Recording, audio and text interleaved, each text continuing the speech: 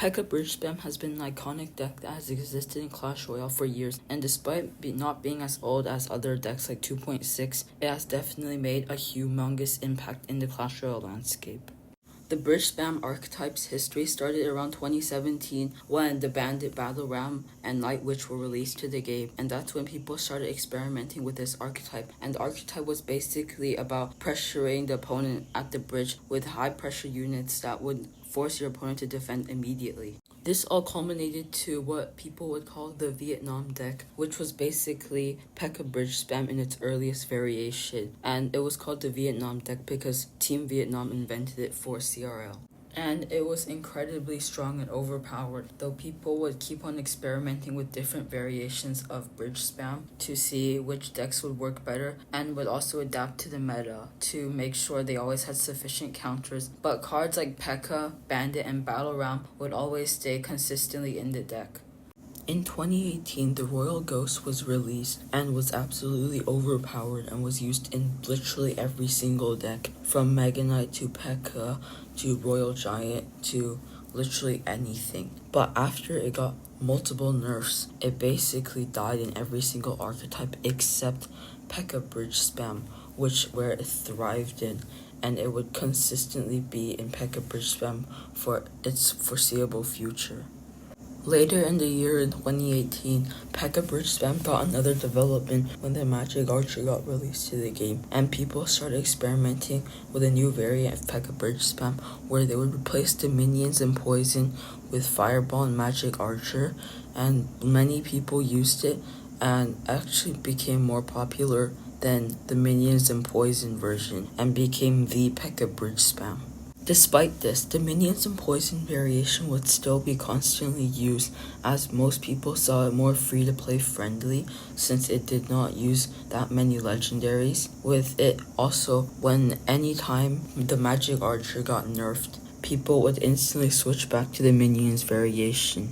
Although the cards in the deck would constantly get nerfed, like Battle Ram, Bandit, and Magic Archer, Pekka Bridgespam would still stay very, very strong and very good. In 2019, the addition of the Ram Rider gave the Battle Ram some competition for its spot in Pekka Bridgespam, and some people liked the Ram Rider more, as on release it was also extremely strong since her snare ability could stun cards perfectly in place. And with the Ram Rider in the deck, some people would actually sub out the Zap for the Snowball for better synergy with the Ram Rider. Most cards in Pekka Bridgespam wouldn't actually have a secure spot in their deck most of the time, because there would often be substitutions and changes if a card got nerfed or buffed.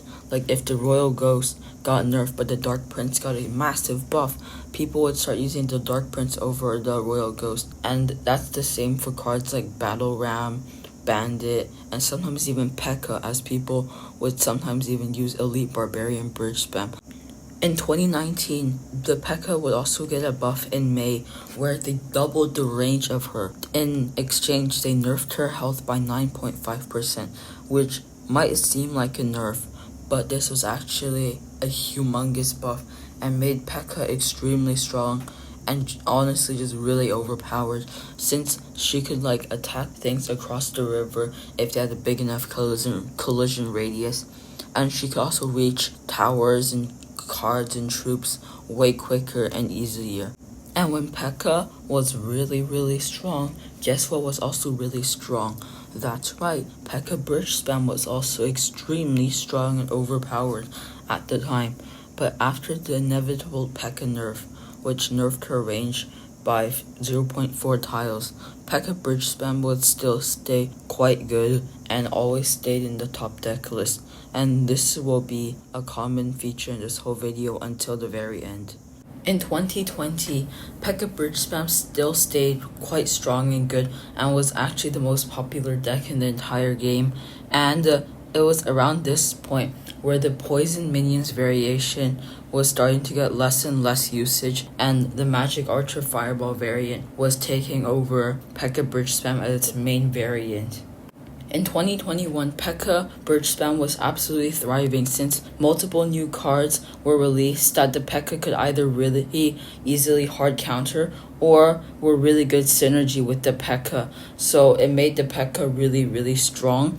Also, many of Pekka's greatest counters, like Log Bait, were fading out since multiple cards got buffed that would hard counter it. So this made the Pekka extremely strong. And in 2021, around November, champions were released to the game, and basically the Archer Queen and Golden Knight were very, very strong with Pekka Bridgespam since they could substitute cards like Bandit or Magic Archer for them and make their deck even better. Although in the following year, it would be easily seen that the Golden Knight was a much better synergizer and a deck that was basically a Pekka Bridgespam deck that used the Ram Rider, Barbarian Barrel, Golden Knight, and Mother Witch instead of Magic Archer, Battle Ram, Zap, and Bandit be the most popular Pekka deck for quite some time. And in the last few months of the year, the minions got a 15% damage buff, which brought the poison minions variation back into the spotlight,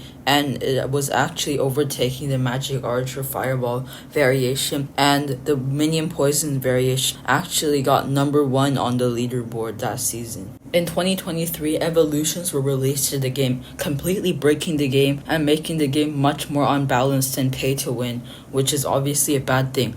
And Pekka Bridgespam suffered heavily, and the minion poison variation and the Magic Archer Fireball versions all basically faded out and were practically dead upon top players, and only the most diehard fans would even play them. Though later in the year, of the evolved archers would come out, and people would start using them to sub out the Electro Wizard in Pekka Bridgespam, though it was still not as strong, and it would constantly struggle due to stuff like evolved royal recruits coming to the game that would hard counter Pekka's decks, and also stuff like evolved barbarians and evolved firecracker, which were just really easy to beat the crap out of any Pekka deck. And during this time, Pekka Bridgespam was just really, really bad, and the whole deck basically needed to get reworked or changed to even be slightly viable, like changing out many long-term cards like the Bandit and Magic Archer in replacement for overpowered evolutions to try and even stay in the competition, or changing the Battle Ram out for the Ram Rider, though that would also see limited success. This would persist into 2024, where Pekka would constantly struggle, having stats way below average, around the 2% usage rate into 40% win rate, which is absolutely awful. And the rare Pekka decks you would even find that were Bridgespam would often have to modify their decks so much that you could barely even see a resemblance with the original variant. But then, in 2024 March, the Pekka's range was increased by 0.4 tiles, bringing it back to when it was completely overpowered. Though, unlike last time in 2019, this buff did not make the Pekka completely overpowered. It didn't even do much. The Pekka was still quite bad, but a few months later, after the Dagger Duchess was hard nerfed, the Pekka started coming back into the meta stronger than ever and is actually doing quite solid. And in fact, the original variant of Bridgespam, both the minions and Magic Archer variants, are doing okay. They're not doing amazing, but they're doing much better than they were in late 2023, though not even close to where they were in 2019 or 2020 due to the newer variations of Pekka using the new broken evolutions. So that was the history of Pekka Bridgespam. I personally have played Pekka Bridgespam for about 3 years at this point, and I think it's a pretty cool deck that I'm pretty happy that it's back in the meta now, since the Pekka is actually doing really good right now, and the support cards like Ghost and Bandit are also thriving really well, which is nice to see since 2023 to 2024 was such an awful time to be a Pekka player.